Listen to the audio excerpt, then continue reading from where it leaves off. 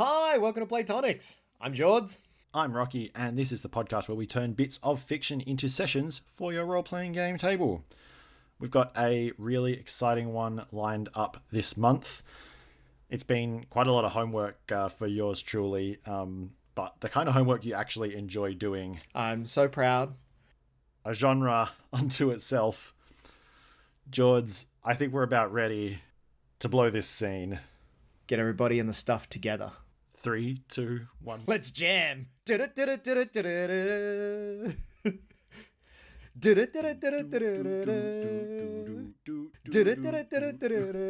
so out of sync. Out of sync, out of tune. I think we are nailing this. That's jazz, baby. Also, for those of you who haven't seen the incredible work that we're referring to, it's Cowboy Bebop. Specifically the anime is what we're going by. Released in 1998, made by Sunrise. Just an incredible mashup of space western, jazz, noir, ultimate sadness, bittersweet symphonies all round. It's it was a lot to digest. It was a lot to think about, and I think my glib one-line summary is that it's a show about sad people chasing other sad people, like screw-ups chasing other screw-ups around the galaxy for money. And it does not shy away from the fact that it's unapologetically quite melancholic and bittersweet and existential in a way that never quite falls over the line into melodrama, but boy does it play jump rope with it. I tell you what I feel, Jordan. I feel like I understand you as a young person better for having watched this show. You know how Facebook pops up with the old, hey, remember when you posted this status? And at one point at the tender age of 17, I did say, I am the king of melancholy. Yeah, I bet you did. I did see Cowboy Bebop, I think, for the first time when I was 14, maybe 15. So it'd been out for a couple of years. I had a friend who was already into anime in my tiny country town, and he had to go away to the big city and just left a huge crate of DVDs with me. And Cowboy Bebop was in there. That was my seminal introduction to many of the themes that it portrays. Yeah, and I think that is the ideal age to watch it because you can, and maybe the ideal time to watch it because this would have been, the early 2000s, right? I don't think we were quite, as a society, over the, angst and dark and edgy is cool and, nihilism is cool. Yeah, I feel like if you were to make this show today, you would end up accidentally making a parody. It would be really hard to make a show that clearly has as many feelings as this show has that no one else will understand and take that job seriously. I don't think the media landscape today has room for this kind of angst. Absolutely agree. There is too much saturation in today's media to provide the color palette that makes this show vibe. Yeah, and I mean, look, I can't blame us because if I want angst, I will turn on the news. Yeah, it's an object of its time. It's a product of its time. It's such a particular tone and flavor. And also such a mishmash of genres. Obviously there's elements of the Western, there's elements of noir, there's a strong recurring subcurrent of heist sort of shows like Ocean's 11 and that kind of stuff. And then you've got the alien Wayland Yutani cinematic universe, used future aesthetic. You've got, especially once Edward joins the crew, you've got a fair whack of cyberpunk in there too. Yeah. Real lol random cyberpunk. Yeah, and then in the cities, I think when you're not out pinging around the solar system, you have a fair whack of the Blade Runner kind of neo-noir cyberpunk as well, where it's anytime they're on Mars, it's Blade Runner, and anytime they're on Earth, it's practically Mad Max, right? Where it's maybe not Mad Max, maybe Fallout, but it's life on Earth is post-apocalyptic. And it takes place in the ruins of the city. So I think this is a great one to do as our last episode of the season because I feel like it does a little bit of everything else we've talked about. Yeah, we have spent 2 years building up to this. Yeah. And I think it's also just an excellent contrast with our episode on Firefly. Yes. Because at a very cursory glance, you might think that they have the same elements, but I think they are starkly different story types. And starkly different tones as well. Firefly has, yes, it's sad, but Firefly is at its core optimistic, right? Like, Firefly, the premise of Firefly is that if you can keep flying and if you don't care and if you're still free, you can't take the sky from you. Right.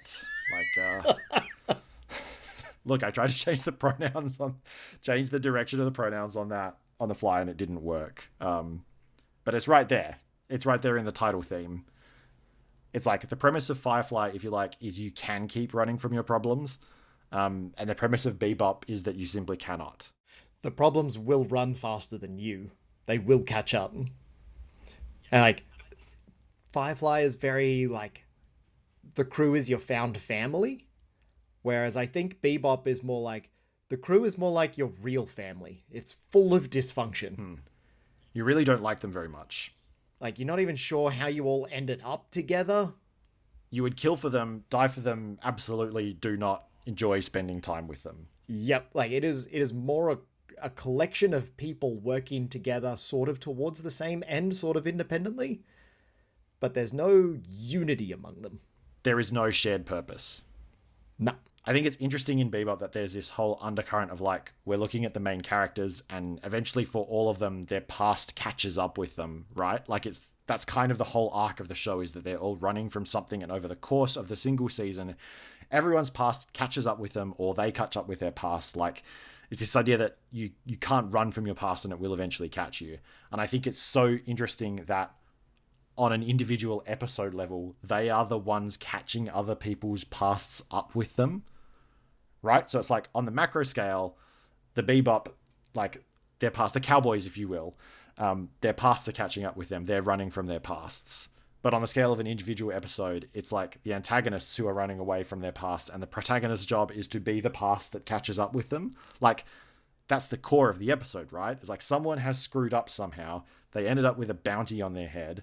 Sometimes it's for like legitimately nefarious reasons. Sometimes it's for genuinely tragic reasons, like they fell in with the wrong crowd. And so like over the course of an individual episode, you have the crew perpetrating upon others that which they are trying to escape having perpetrated upon themselves, which I think, again, it's from an era of television where perhaps the concept of irony is overused, but I think that is genuinely like dramatically ironic, right? Like these people are making a living, and we as the audience can see that they are making a living doing the thing that they don't want to have done to themselves and that we know will eventually happen to them. The world building is great, and I want to come back to that in a sec because I think that will be important later on. But like clearly an enormous amount of work went into the backstory and the world building, and it does that perfect thing of like only showing us corners. There's an article by Sam Hughes, QNTM, where he's like, he talks about world building, and he's like, you draw a circle on a whiteboard, and this is the amount of world building that you will do for your story. And then you draw another circle in the middle, and this is how much of your world building you will actually show in the story. And it's like, clearly there are reams and reams of notes in the history and the technology and of what like can and can't happen in this world. Like somewhere someone knew exactly, how the jump gates were built and, what year the Mars colony was founded and all of the things that went wrong during the terraforming of Titan. Like, this knowledge exists, and we as the audience don't get to see any of it except when we like scrape past it by accident. And I think that's like, it's like all downstream effects. Exactly. We get to see the end result of the world building. Exactly. But we no one's lore dumping this on you. And I think it's really well done, and it's something that a lot of shows, Whispers and a lot of game masters could stand to do a little bit better. I mean, the number of times we see the threads pop up on all the various D&D subreddits of like, so how do I lore dump to my players? That's the neat part. Oh, no, I disagree with the premise of the question. And the fun part of it is that when it is relevant to the story, it comes in and we get to hear a little bit more about this thing that has been in the background, but only when, like, most of what we know about, like, the blowing up of the moon is not someone telling us, oh, and then the moon exploded because of an accident. But most of what we learn about that particular event comes from Faye's backstory and learning how she ended up in the state that she ended up. what I realized we haven't done yet is actually introduce it. Give it a real quick skim over. So, Cowboy Bebop is a tale of the ragtag crew of a spaceborne fishing ship who hunt bounties. They are cowboys. Yep, in the nomenclature of the show, they are cowboys. It's constrained to the solar system, where our crew is often just like flitting between planets using hyperspace jump gates, and then like cruising around, searching for information, trying to track down their bounties. But crucially, they only ever get by on the skin of their teeth. So there are so many times where the bounty gets away, the bounty dies, the bounty shifts mid-score to somebody else, and the ship is always in need of repairs, the fridge is always empty, and like our protagonists never catch a break. Yeah, I don't think they catch a break a single time over the course of the show. A couple of times where they get like a decent windfall, which is enough, I think, to put them back in the sky. But every time they catch a decent windfall, it's from someone who didn't deserve to be caught. They never get a windfall from like catching a genuine baddie who should not be out there in the world. It's like one of those triangles, right? It's like you have like a just cause, getting a payout, and like actually completing the bounty, and you get to pick two. Just cause falls by the wayside so often, unfortunately. Here's a like question for you, which I may or may not leave in the edit. We'll see. Do you think the crew are good people? By and large, no. I don't think Ed's so either. A bad person, but I do think like Faye is damaged in the way that like she can't maintain relationships with people, doesn't trust, and as a result takes it out on them. Jet, I think, is the man who's obsessed with his work and forgot about the people around him. Spike is an ex-mob assassin. Yeah. It's really hard to be like, oh, he's a good dude, when like that's such a violent backstory. And he's so checked out to avoid feeling any of his own feelings that he is like extremely glib when it comes to other people's. So like, no, I don't think they're good people, but I do think they feel like real people. They are certainly hurt people. Never mind, this is screw-ups chasing screw-ups. This is hurt people, the show. But like, remarkably, despite this like super serious premise, there are quite a few moments of just irreverence in there. Just like wild comedic outcomes that occur. It's like there are these tiny little sparks of hope distributed amongst this otherwise like quite bleak life story that plays out for us. Yeah, but we never get to see, they're never actualized. There's just enough, it's just like there's just enough fuel to keep you going, and there's just enough food to keep you going, and there's just enough hope to keep you going, but it's like you never get your fill. You never get your fill of any of them. It's like a really common recurring thing that happens in an episode of Cowboy Bebop is they start the episode chasing somebody or some crew, and then the bounty changes halfway through because either the original people die or like are exonerated from their crimes, or somebody puts pressure to take the bounty off them. And then like our objective pivots partway through, or we find out that the bounty's on someone who doesn't really deserve it, and there's like a moral quandary of like, how do we resolve this? Yeah. So almost every episode that is like the standard flavor, not saying that's speaking to the overarching story, but on the like bounty by bounty scale, you can pretty much map this structure directly to it and be like, okay, how's this bounty going to change? Yeah, when it does go wrong, it's always kind of like, it's ironic, right? It's like, it's tragic and it's bittersweet, and it's ironic when it goes wrong. And it's ironic when it goes right as well, because it's no matter what happens, it ends up success wrong. With complications on everything. There's no right answer. There's no clean outcome ever. The other thing that I think is worth really talking about when you talk about the show is the music. Can't be separated from it. Music has such a central role in the show. Are you ready for this? Almost all the music is done by the same guy. across all the genres that are represented in here. One guy did them all. Incredible. Very cool. And the music is a big part of what like cues us to what segment of the genre salad we're currently in. And that's those, big twangs tell us that it's like, okay, this is a bit westerny. The like brass tells us that, okay, this is a bit noiry or a bit jazzy. Like, yeah, I think the music is a huge part of it. To set the scene. Yeah. We haven't really talked about the ship, because the ship is not such a huge element in this one. Like the Bebop. To reverse the trope, is like the ship is not a character. No, the Bebop is a means, but it is not a serenity. If the Bebop crashed, I would feel nothing. Oh, I'd feel something because of the opportunity lost, but not because of an emotional attachment to the ship. Yeah, I would feel really bad for Jet. Yeah, absolutely. So yeah, Jet is the owner of the ship. He is the mechanic that keeps it all going. He fixes things as they break. But at the end of the day, it's just Jet's ship. And they just hang out on it so that they can cruise space, get to the next place that they need to, find a bounty, and then move on. And then, remarkably, it's a fishing vessel as well. So it can land in the water. Somehow.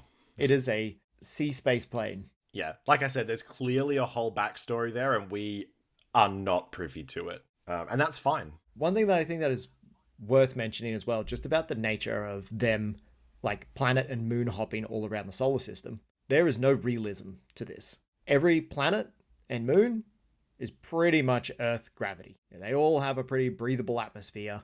Everywhere will have their significant element that often pops up during the course of a session.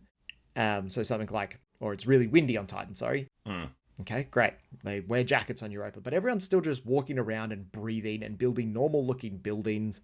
And there's no like people moon jumping with really low gravity. No, it's like you are either on the surface of a celestial body and it's about Earth-like, or you're in space and it might be 0G.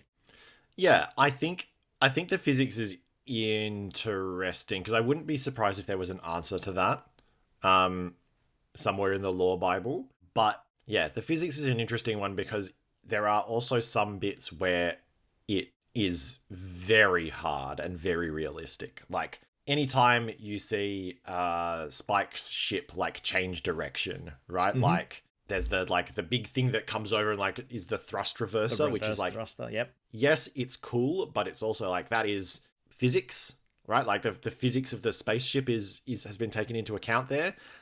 Whenever you see things like maneuvering, you see the reaction control jets going off. So it's not like they don't just like move through space like they do in Star Wars, say, where it's like, and then we hand wave and say like, oh, there's repulsor lifts, like whatever. No, there is more attention to that, but it is not a story about hard science.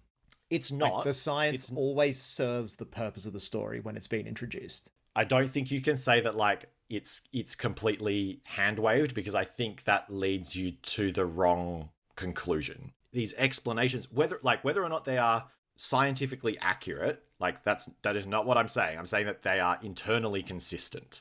All of it is connected to something that is happening off screen, out of story, that we, the audience, are just not privy to. Right. If we're going to narrow it down to like consistency versus accuracy, yeah, I think that's a good frame. When you need, or when you want to set the scene on another planet or moon, you don't have to worry about like how many G's is it pulling? Are they able to breathe? Do they need to wear a suit?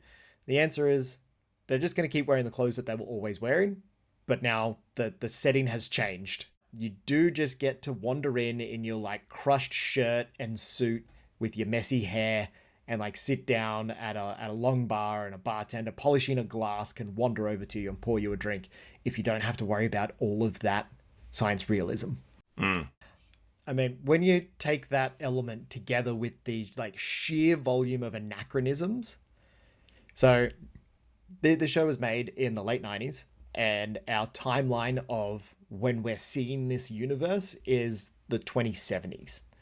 So in 80 years, we have settled all of these other planets, but then also it's long enough that slums have been built and like standard power lines from the like 1970s onwards have been laid down everywhere. Like there are several. This could be X the show, and I think Anachronisms the show is one of them. All right, what else did we have on our Pillars? On our pillars. I do just love during the intermission, like title cards that pop up. There's one of them that's like this series of sentences in tiny, like typewriter style font, and it says, "This is not a space opera. This is space it's jazz." It's a kind of space jazz. Yeah. And I feel like that kind of sets it a little bit. Like when we're talking jazz, my thoughts as a non-jazz musician are you've got a bunch of people up on stage all playing different instruments, and there's often tension between them where it's like somebody is kind of like pushing the pace and then others are reacting to it, and like there is a certain mode that locks in, but there's like a constant battle between all the musicians to guide where the story is going. And I feel like that's a great representation of the individual elements of this crew, where you don't have people who are like, great, I'm on board, I can't wait to work with you. You have people who are sometimes independently trying to catch the same bounty and constantly jockeying for more of a share, especially in the case of Faye. I think the last one that was on my list is there is this like undercurrent of like functional mysticism. Yes. That kind of keeps cropping up. So it's like prophecies are real and reliable, and like luck is a force that can be manipulated. And we have that whole episode that's about feng shui, and it's like, oh yeah, feng shui is just like magnets. How do they work? Like, we don't know, but they do. There's this recurring thing where like, oh, this spiritual stuff is of no emotional solace, but it is practically useful. Yeah, I think that's interesting. And I think it's a really great way to push the plot along in an interesting way. I've got that down pose a for question in an interesting cryptic way. clue vector. Yeah. I did have one more thing. There's also like a sense of emptiness wherever they go. You know, there'll be lots of buildings, but there's rarely a crowd. It might even just be like the two people that we're interested in, the protagonist and the person that they're following. Or there might be like a single gang out on the streets. There's even on the really populated planets when they're like on Mars, they can be doing a highway chase where it's literally just them and the other vehicle. This sense of like sparseness, where although humanity has colonized all of these different places, there's not a lot of actual humans out there. Yeah. We still maintain that Western aesthetic, even when you're in the middle of the city. So, what have we got? Let's run through these pillars. We've got a genre unto itself that is a mishmash of westerns, noir, cyberpunk, post-apocalyptic, heists, and alien-style sort of used future. We've got some incredible music that kind of tells us which one of those gears we're in. We have a crew of screw-ups whose job is to hunt down other screw-ups. We have a solar system that is filled with anachronistic technology that seems to have that, if not being scientifically accurate, is at least seems to be consistent within itself, without necessarily being consistent with other pieces of technology or with the broader passage of time. Filled with like mid 20th century constructions on distant planets. We have a plot structure that is basically bounty hunts. It's basically doing a job where you hunt down an individual. These never go right, and there is almost a like, if they go right for the characters, then it is like, or go right for the protagonist, then it is necessarily tragic for the people who they've caught, and vice versa. If they, deserve to be caught, then the players don't see anything out of it. So it's always tragic for somebody. It never ends well for either party in the bounty hunt. Everyone's running away from their past. The protagonists are running away from their past on the macro scale, and our bounties are running away from their past on an episode by episode scale. Lots of backstory. We don't see much of it. everyone's always broke. We have functional prophecies and mysticism in the world that just seems to work and be there as an undercurrent and a provider of clues and plot. What have I missed? I think that's pretty comprehensive. I think that's got all of the things that are important. And there's just like a couple little sprinkles over the top that if you wanted to tie it even tighter to the show, you could. But I think those are the things that underpin what the story is. So how do we prep it? Yeah, how do we make this into a game? Look, I have pre-thought this one a little bit. You can have thoughts in advance. Right? So I've got two questions that I think are core to prepping this. One of them I think has a very simple, practical answer, and the other one I think maybe doesn't. The first one is, how do we prep an interesting bounty hunt?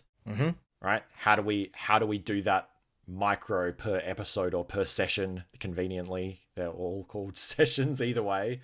How do we do that micro per session structure of like hunting? The other question, which I would really love, I'd really love to hear your thoughts on both of them. How do you make a game fun about a show that is so sad? How do we make being sad fun? Because it is a sad show. And I think if you are just going into this, like, if you want to play space western doing jobs in a used future solar system and just like be happy-go-lucky and have fun with it, you have to be playing Firefly. Not that Firefly is necessarily like happy-go-lucky, but it is essentially it's the fluffy popcorn version of this. I think if for it to feel like Cowboy Bebop, it has to be sad.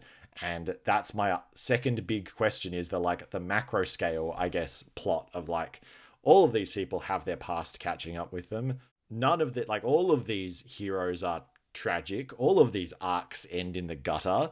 Like, how do you make that a fun couple of hours at the table? And you can answer those in any order you want. Cheers. All right. I'll take that one on notice. Okay. But like, legitimately, one is very, very much easier to answer than the other. Yes. Because they can all be done behind the screen. How do you prep a good bounty hunt is something that we've kind of covered in different formats on the show in the past. First, you need to have a target. So who's the person that we're hunting? What crime did they commit? And why have the ISSP, Intersolar System Police, why are the space police wanting to hunt them down? Our team can respond to that, either by getting a tip-off, by someone directly telling them, an old contact they maybe, can or find out about it watching from the television show. The show that often pops up just at the right time to tell you who this bounty is and what exposition is required to pick them up. You either get it from like a Mystic in the Desert, or you get it from the TV show. From the CRT TV. So jumping back to, how do we prep a bounty hunt? Like just a generic bounty hunt, not a Cowboy Bebop flavored one. But first we have to come up with the bounty. So who's the person? What have they done? And where do we find them? Then we might have some sort of an introduction. So how are the players aware of this bounty that they're going for? And I think this is the bit where we start. I think it is, every bounty hunt should be set with a hard open of, you are in this system hunting these people. In our Firefly episode, we talked about how the choice of job was an important aspect of, exercising freedom. And that's what Firefly is about. The opposite is true here. These characters aren't free, they're desperate. No, they are constrained. Yep. So as the GM, that gives you quite a lot of license. You get to dictate what the next session is. You don't have to ask, okay, where are you guys planning on going next? You get to say, hard open, here's the guy that you're hunting. This is the system that they're in. This is what is known about them. And you can present that in universe through like your TV show, or you can just straight up tell them you got a tip off from this character this NPC that your character knows. So that gives us our start and our end. And then I would prep a couple of nodes in between, maybe 3, of like interesting locations where I can draw from the like unique element of the moon or the planet that they're on. So what is it about the culture of this place? And we're not having to make this up. If you've seen the show, you just get to pick one of those places and say it's set on Ganymede. And as a result, there's fishing docks everywhere and lots of like ocean covering, and sea rats are a thing. Then I would prep a lot of floating clues. So I would prep a lot of clues that point and provide a little bit of foreshadowing. And I would have heaps of those in my back pocket to tie these places together. I think this is a relatively heavy improv type of mystery, because ultimately bounty hunting is find the person and then apprehend them, and the find the person is solving a mystery. I'd have a couple kicks up my sleeve to make sure the action keeps going. So what is the villain doing at any point in time? And if the players don't engage, how does that escalate? And then finally, I would have a specific complication in mind for if things were going too well for the characters, how would I rug pull them such that this bounty is no longer the thing that they're doing, but introduce a different bounty at the same time? Because this is something that happens all the time. They'll be chasing someone, that bounty gets dropped or altered or becomes worthless, or the person dies, and then suddenly there is a new motivation. Yeah. In the Sea Rats episode, it's the guy that they were going to jump on ends up getting killed by the eco-terrorists, and that bounty's over now, but there's a new one. It's the eco-terrorists. Yeah. So I think that's the kind of macro structure of a session that I would have. Yeah, I think that's good. I think probably what I would add is, I guess the difference between a bounty hunt and a heist for me is that a bounty is active, right? So you're not just trying to get something that is static. You're not just trying to like penetrate the defenses and get in and get out, which we kind of talked about that structure when we did Cyberpunk. There is an active opponent who is like working against you, trying to escape, trying to fight back, or just completely unaware of the fact that you're after them, but is still pursuing their own plans, which means they're, moving all over the place and doing things. I think having those like proactive nodes or those kicks available to be like, oh, well, they've actually moved on now and they're in a different place. That's going to be they're trying to sell the last of their drugs before they jump the system. So they got to visit several dealers before then. The difference between a bounty hunter and a heist is that the bounty is not going to sit still and wait to be heisted. So I think you have to prep yourself, give yourself some stuff that is going to make it feel like you are chasing a moving target. And I think those, like having those kicks prepared in advance is going to make it feel that way. So if you didn't listen to whichever episode it was where we defined kicks, it's this idea that in a, if you're doing a mystery where you've got, or a structure where you've got a couple of different nodes where the players are fundamentally choosing what path to take next, kicks are things that you as the GM get to choose to introduce. And they are good for, we call them kicks because they kick the players in the pants and force them to make a decision. They are the things that fundamentally they're a pacing tool to keep things moving. But I think in this case, it is essential to also make it feel like they are not just hunting down someone who is sitting there waiting to be found. They are hunting down a moving target. So having the moves that target might make in mind is going to be really useful. And like the target can't just move to a new place. They need to make noise in doing that. So if they're leaving one drug dealer to go to the next, how does that affect the players? There's got to be some sort of like a shootout occurred, or the gang that was chasing the perp catches up with them, and you hear like the sounds of gunfire in the distance. Something that is like big and causes action to occur as a result of it. And I think that's a good segue into, I guess, the second thing that I would kind of bolt onto that broader structure.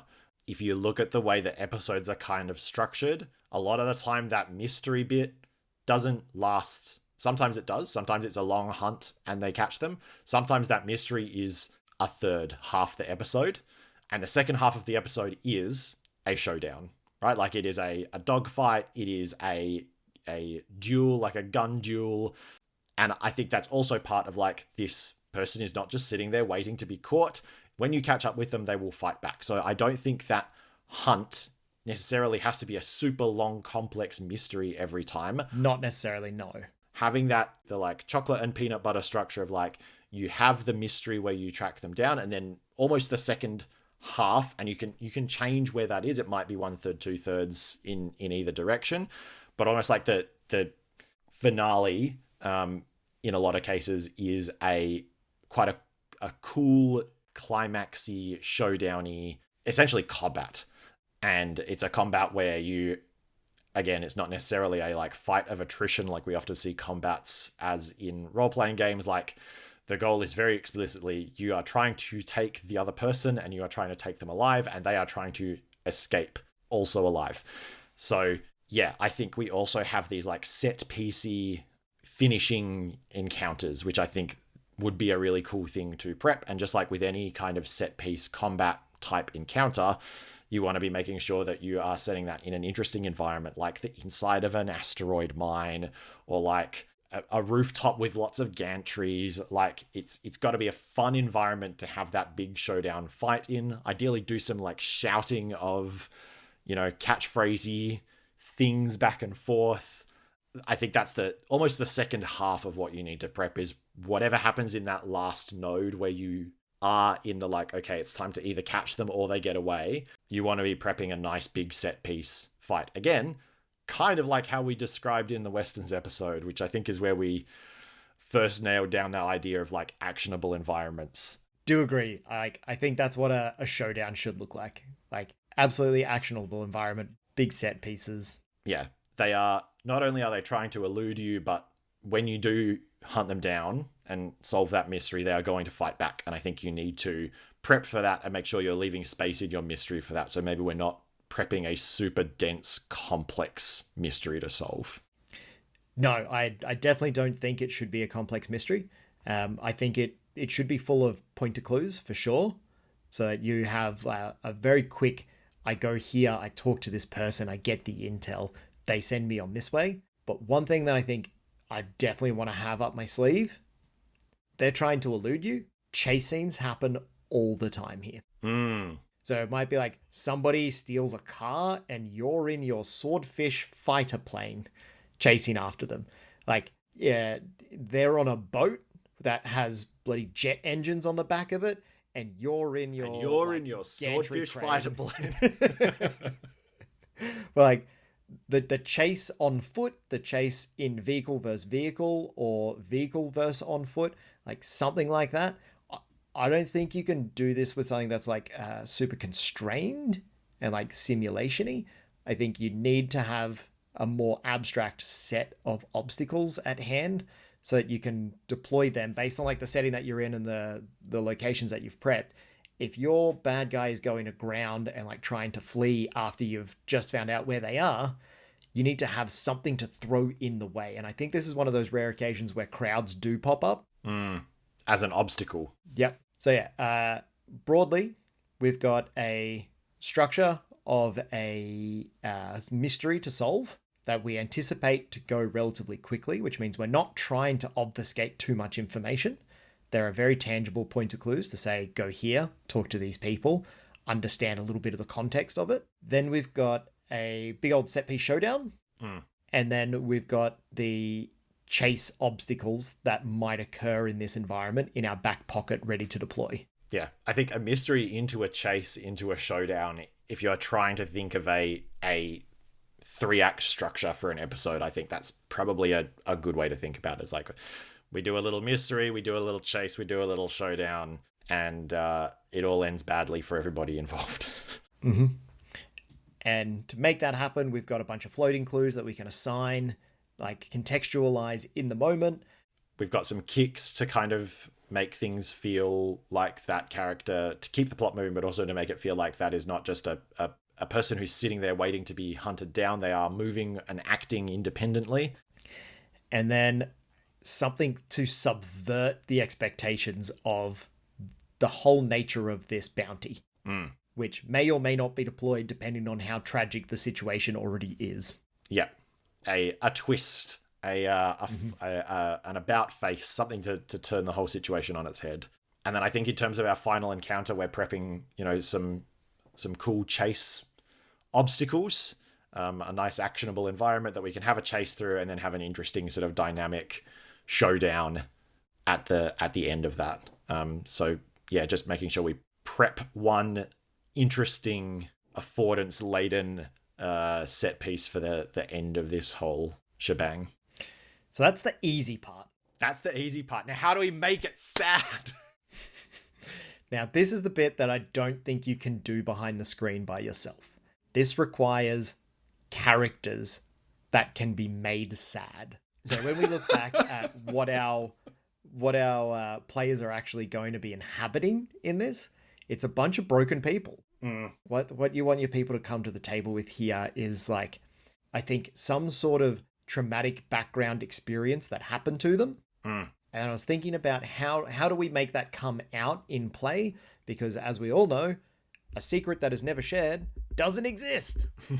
So it has to come out during play. I'm thinking, like, if I was to ask my players, what 2 truths would you be able to say about your backstory that doesn't necessarily reveal it?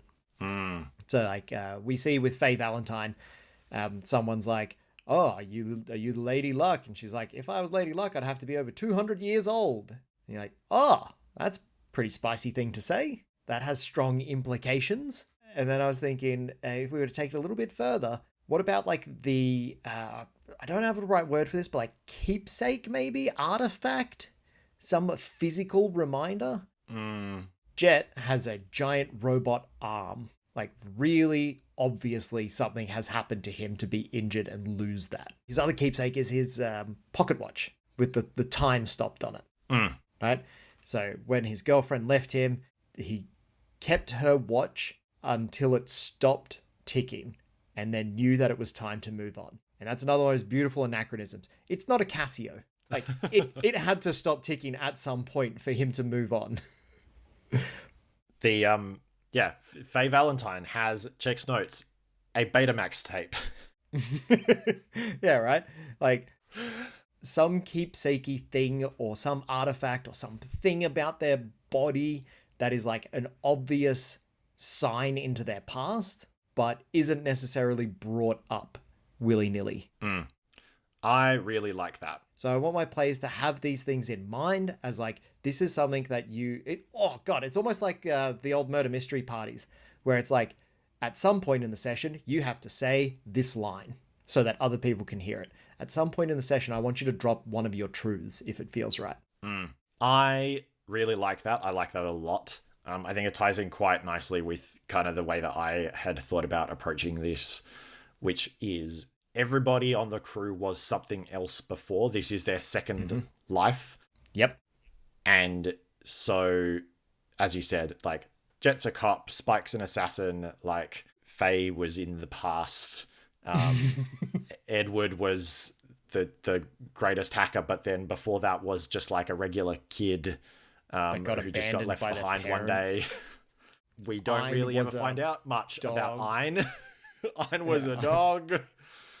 And so, yeah, I want you to know what you were before you were here.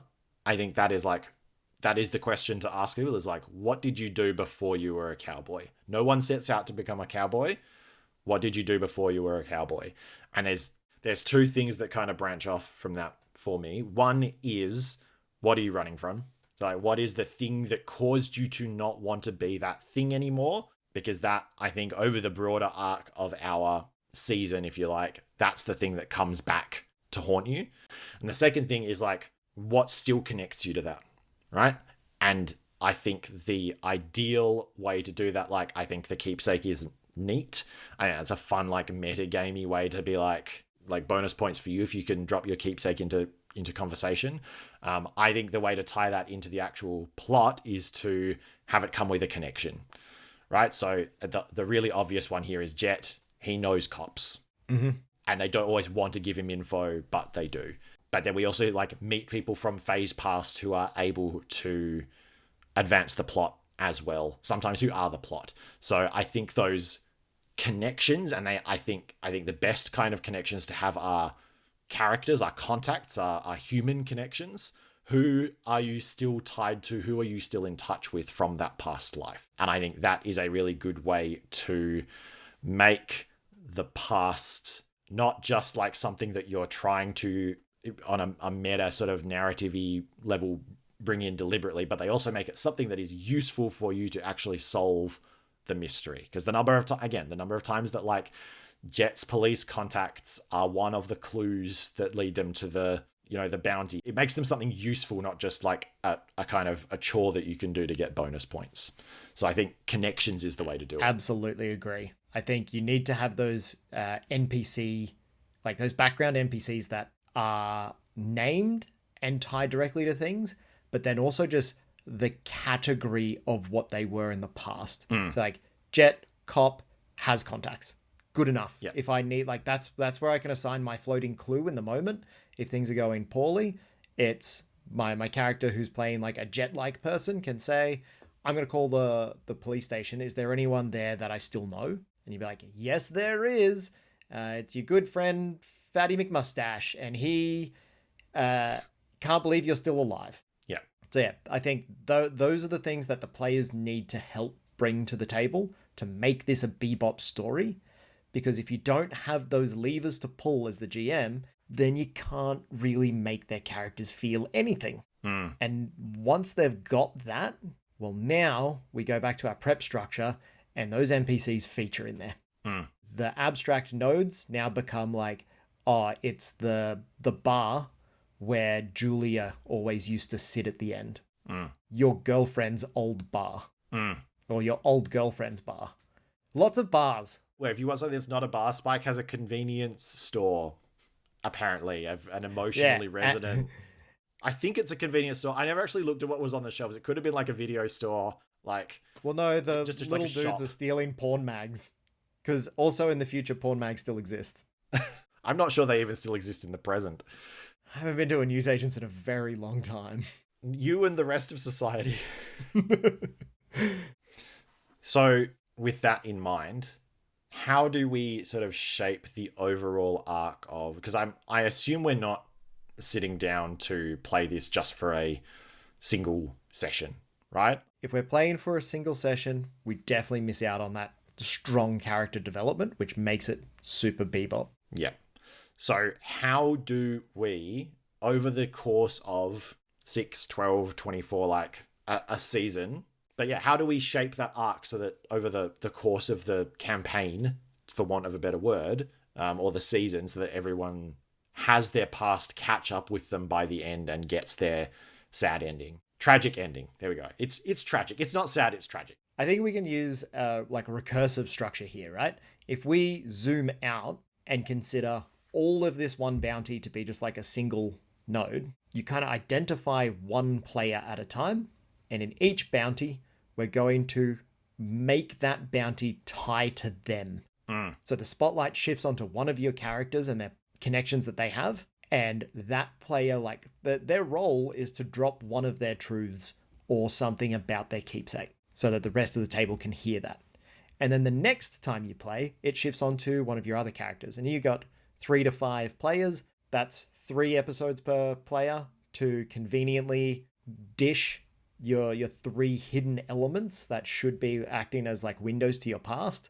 And then you tie that up with now the mission is the thing that you've been running from. So if you've got 3 characters at the table, that's a neat 12 story arc to cover all of them and have some sort of resolution for them all. And you interleave it so that character development is sustained over time. The other players get to learn about your character while you're doing this. Yeah, I think I would add to that. I think there's going to be an element of putting it on the players to drive some of this. I also think you as the game master can dip into that backstory, those connections, and just explicitly have, conveniently, one of those is there's that episode where we learn a whole bunch about Faye because conveniently the guy who the bounty is on this week was the guy who got her out of cryo sleep, right? We don't realize it until the end, but it turns out it was this guy all along. That's kind of how these 2 threads of the plot have woven together. So I think you as the GM have permission to explicitly a couple of times in the season reach into those player backstories and be like, actually, this week it's about you. And there's an element of like, and then that is an invitation kind of for that player to drive that and be more invested in finding the answers in that instance. Importantly, I think at no point is it just one player playing, right? Like the whole crew does get dragged into these things.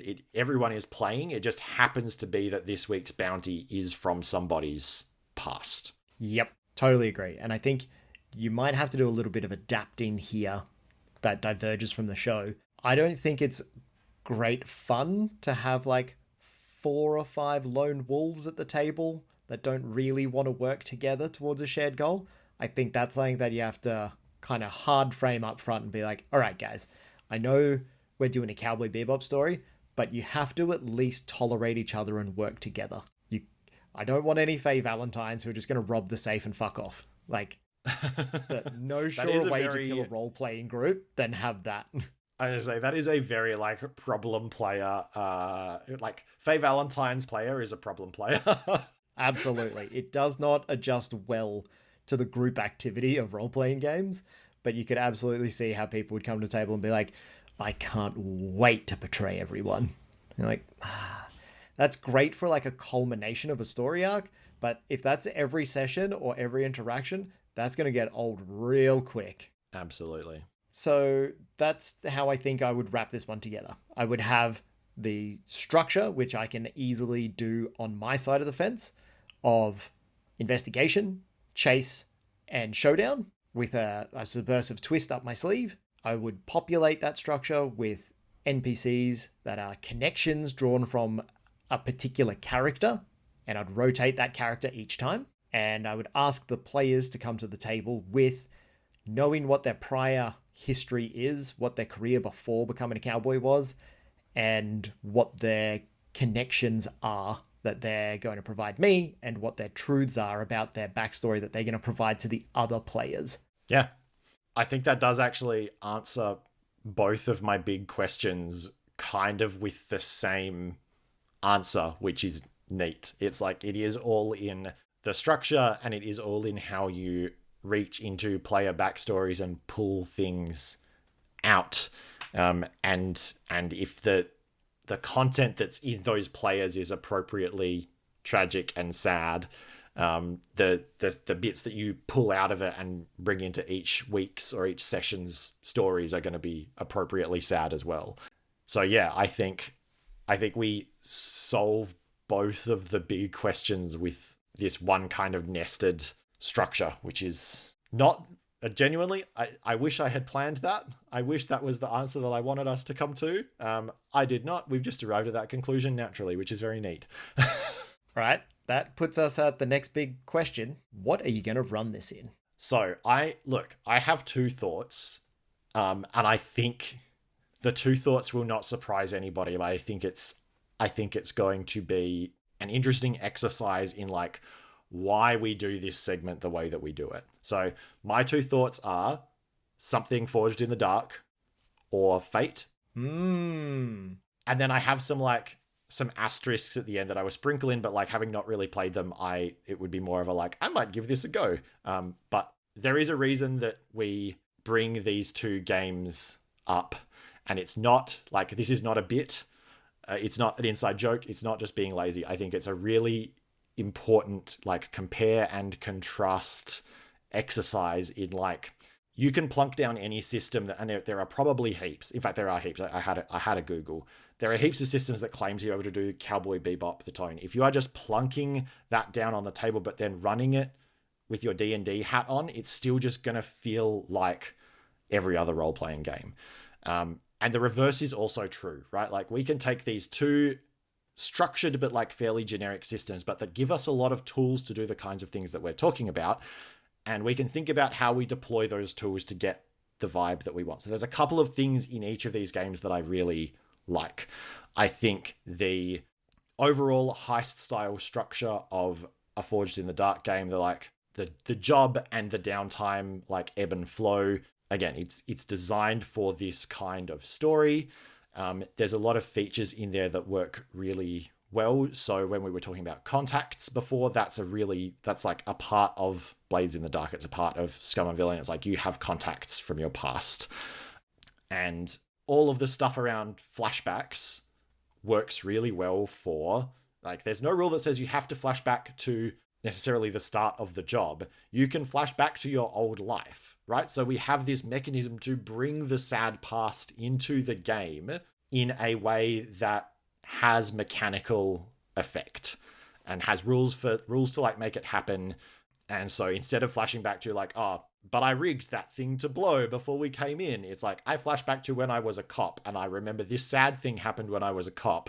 And that has some like applicability to what's happening in the room right now. So there's all these tools that we can use to make this feel like Cowboy Bebop in Forged in the Dark games. I totally agree. Scum and Villainy was on my list as well, but with a caveat that there are some bits of Scum and Villainy that I would prune out to make it more bebop-y. So I would change the setting so that it's not the sector that Scum and Villainy is in. I would change it so it is straight up the solar system. And all of the factions that we see on there, like, I think the faction game is a lot smaller in Cowboy Bebop. It's like the world evolves less because of the faction game and more because of the characters' internal backstories.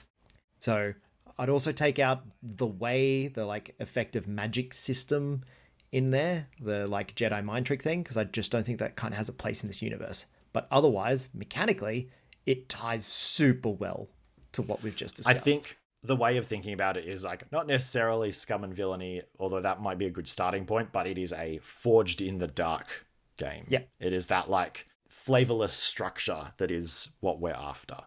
To come back to like cliche number 2, I think Fate also works. I think having your past as one of your like big aspects on the character sheet works really well.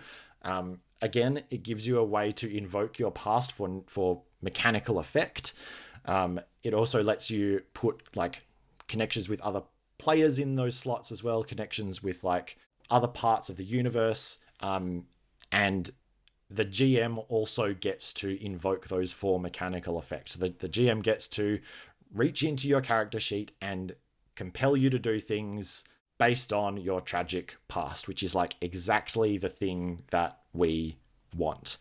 And again, the overall, I think, the nature of Fate where you can write something down on an index card, plop it on the table because it's convenient in that moment, but then it becomes an entrenched part of that setting. It's now like, you know, a setting aspect or a scene aspect that is available. I think that matches the stuff we were talking about earlier, the consistency, right? Like there are obviously a lot of things in Bebop that have been done for plot reasons, but they then, I guess, commit to that, right? Like, yes, it's very freewheeling. It's very character and feelings driven, but we do have that substrate of like, there is a sense that there is a consistent, coherent sort of world building and history and kind of physics that underlies the world, and that we're only seeing a corner of that.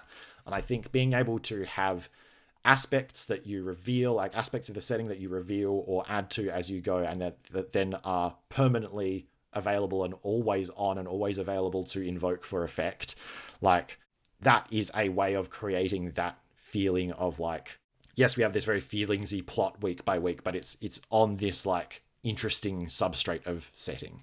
So I would pick one of those 2 games. I would probably run it in either.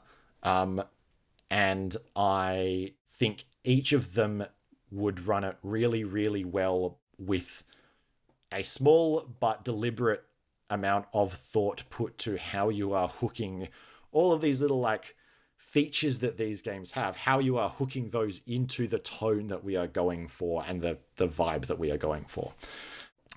I'm sure there are also, as I said, I'm sure there are also some indie choices. There's a temptation to run it in something super light like Lasers and Feelings. I don't think that can sustain the level of complexity that we need for a good, like an interesting fight scene at the end on a sort of micro scale. So it's not going to give us the like crunchy kind of, or a little bit crunchy. We don't want it to be crunchy, but we want it to be like al dente, right? Like it's not going to give us that chewy fight scene. They're chewy. That's what they are. It's not crunchy, it's not squishy, but it's like we want like a chewy fight scene at the end. We want it to feel a little bit tactical, but not, we don't care about like half cover versus quarter cover, but we definitely want to be diving behind boxes, Yep. And on a macro scale, I don't think it's going to give us the tools we need to reach into player backstories and like pull out connections to the past. That then becomes something that the GM has to try and like pull out of the player without any help from the system. So like, while it is tempting to say, something like super freewheeling and jazzy, right? Like something super improvisational, like a Lasers and Feelings, like a one-page RPG kind of thing. I actually don't think it's the best fit because, again, I don't know a lot about jazz. I do know that it is still based on like rules of music and rhythm and structure, and like the whole point is to push those rules, but you're not just getting up there and just like playing whatever note you want. There are still melodies and harmonies and things, and yes, we're pushing the boundaries, but we're doing it all within like the structure of a time signature and the structure of like a key, right? So I think going completely freewheeling is actually also not jazz, if that makes sense. I think you can pull that out as like that's the line. Going completely freewheeling is not jazz. That ain't jazz. Those are my system thoughts. Yeah, look, I agree with a lot of that. I don't think something that is lightweight. I never even would have considered Lasers and Feelings to run this one because it just feels too like we have just discussed something quite deep, and Lasers and Feelings is like, let's get to the action right now. That's what we care about. Resolve the thing that's going on. Get to the next thing. Yeah. But this, has more slow burn elements to it than that. On the topic of indie games, Orbital Blues. So Orbital Blues, like, there is a certain element to the aesthetic of it that I would want to change because it focuses very much on like it's your rock and roll diner in the 1950s Americana style future. And that one I don't think quite matches up to the aesthetic, but I do think its rules system underpins some of these elements quite well. Like it even explicitly refers to scenes, sessions, and arcs as part of the like rules that your abilities will key to. So it ties quite well to the feelings that we want to evoke, and it should come as no surprise because Bebop was one of the inspirations for it. But I think it does quite a good job of having a back and forth that allows you to put your characters in danger without them going down easily. There's a blues mechanic in there as well for when like difficult things from their backstory start to pop up.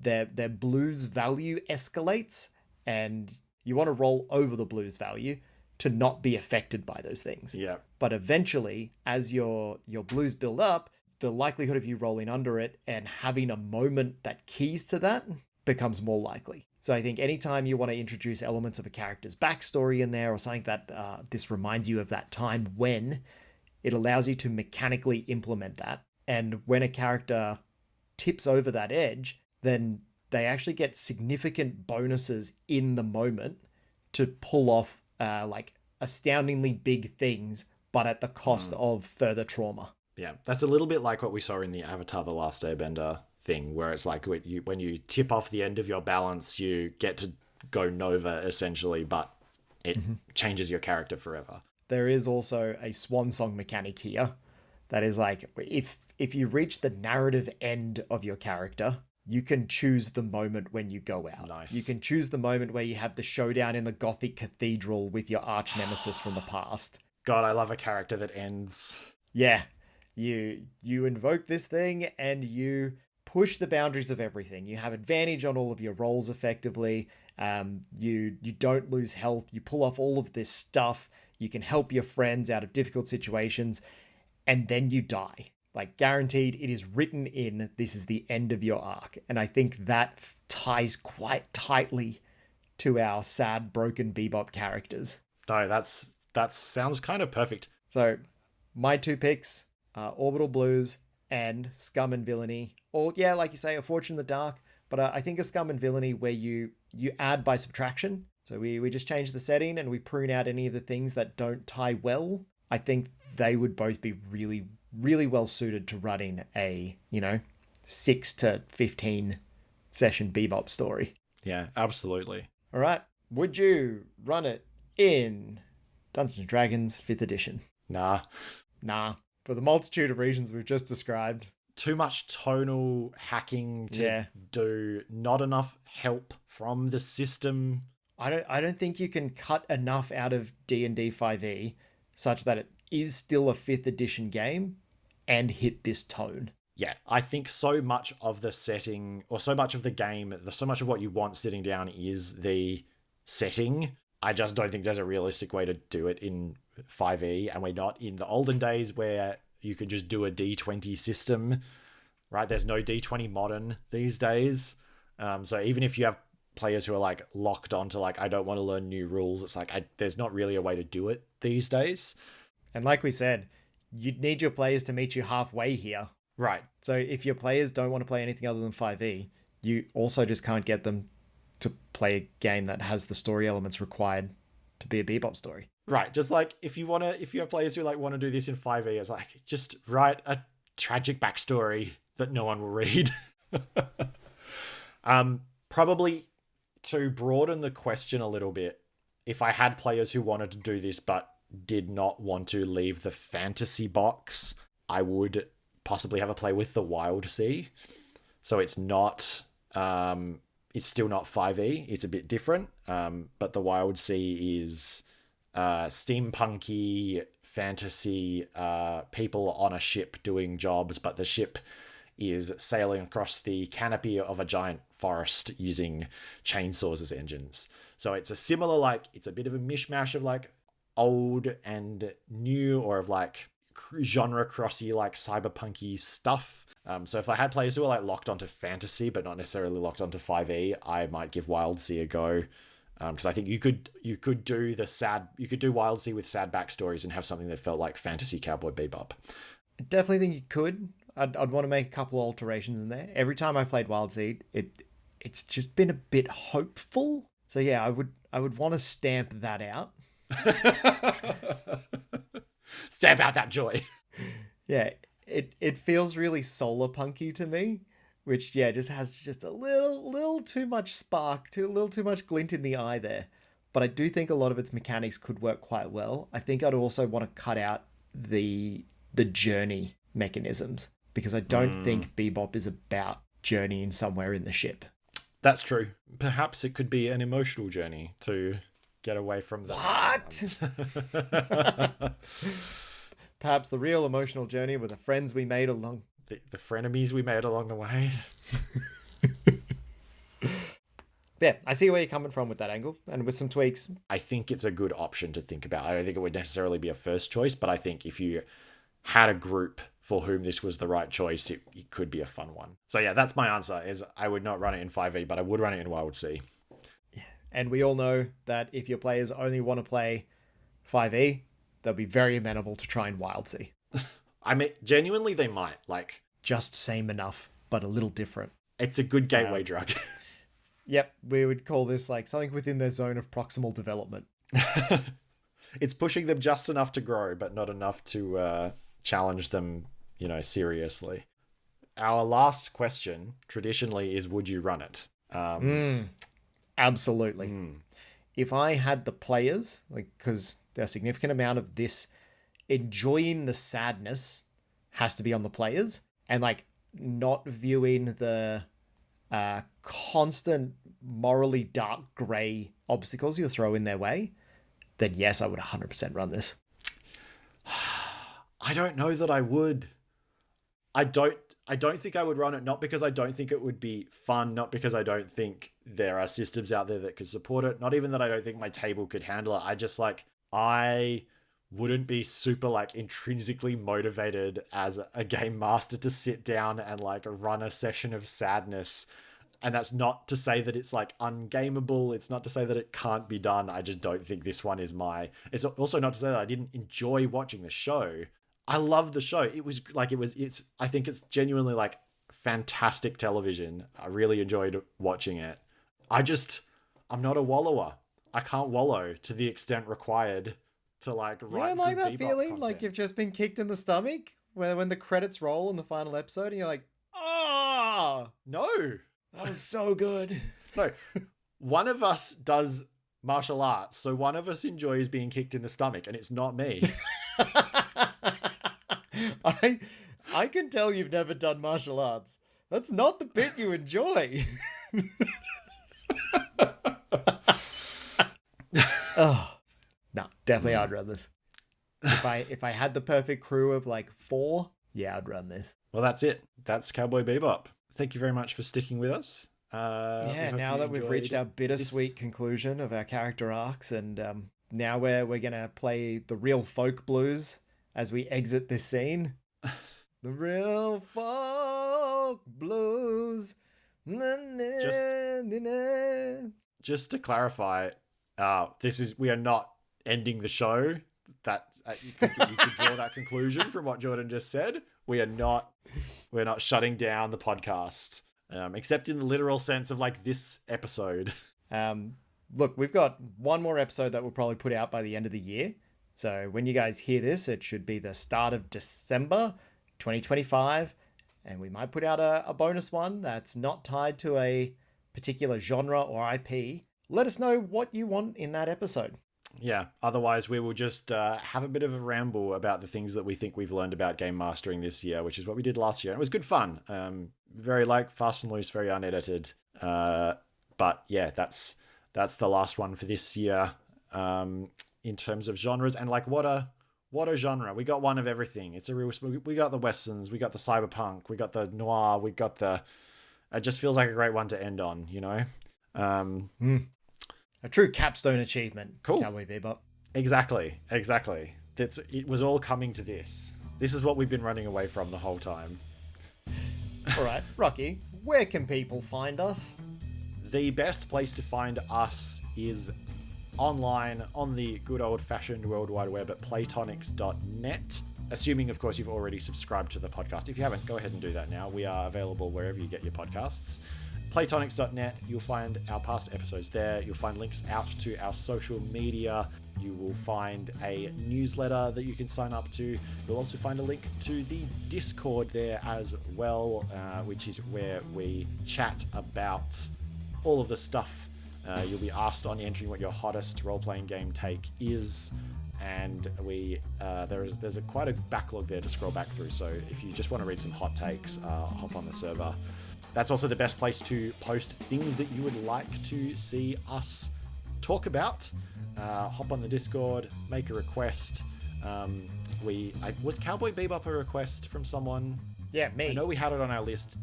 Did someone also request it? We've done a couple that people really wanted. I think Mad Max was a request. Mm-hmm. So if you have things that you want to see us break down and put back together, Discord is the best place to get in touch with us directly. If you are not a Discord person, totally understandable. You can drop us an email at hello@playtonics.net, and that's also linked on the website. The last but certainly not least place that you will find us online is Reddit. We are u/Playtonics on r/RPG mostly. We try to start interesting conversations in there and sometimes even succeed. But it's a rough environment, the old Reddit sees. So if you see u/Playtonics posting something, please fang us an upvote. Read the post, obviously, and engage with it as well. But if nothing else, if you see us on there, validate Jordan's excellent work in keeping that account active and fang us an upvote, because he does a good job. Thanks, Dad. I think that's it. All right, let's wrap it here then. We'll see you guys on the end of year bonus episode. Do you want to say the line? See you, Space Cowboy.